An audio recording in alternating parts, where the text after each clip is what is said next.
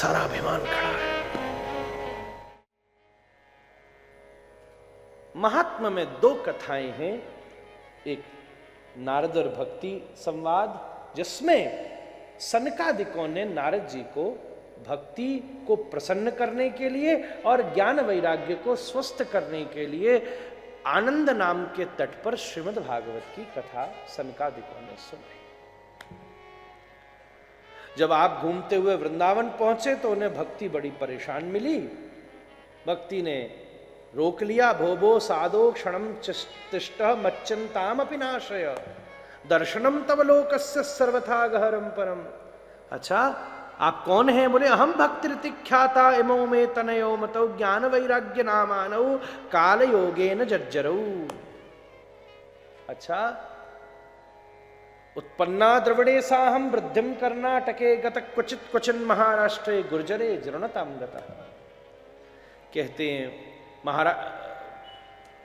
द्रविड़ देश में भक्ति प्रकट हुई, कर्नाटक में वृद्धि पाई, महाराष्ट्र में भी उसकी पूजा हुई, पर गुर्जर प्रांत में जाके बूढ़ी हो गई। कहते गुजरात में भक्ति बूढ़ी हो गई, और तब तक बूढ़ी ही थी जब तक नरसी पैदा नहीं हुआ था महाराज। आज पूरे गुजरात पर भक्तराज नरसी मेहता की कृपा है, जिसने गुजरात को भक्ति में सराबोर कर दिया। पर वृंदावन पुनः प्राप्य नवीन एवं स्वरूपिणी, वृंदावन को प्राप्त कर भक्ति पुनः नवीन स्वरूप को प्राप्त हुई।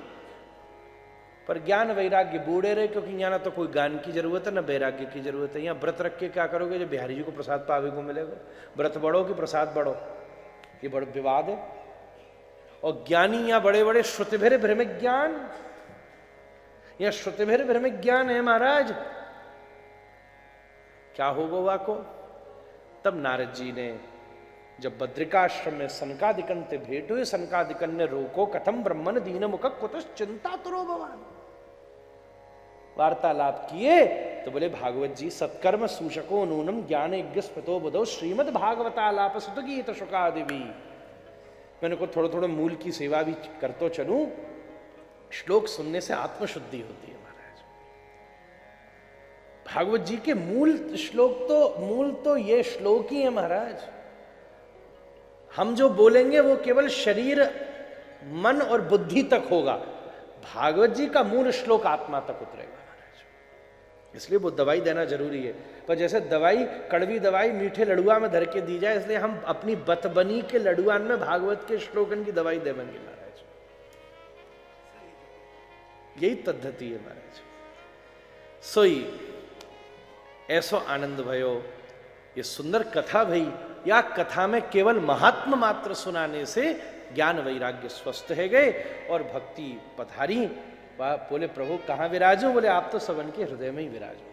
न कुशासन पे बैठो न तृणासन पे बैठो, आप तो हृदयासन पे बैठो महाराज। भक्ति देवी विराजमान है गई।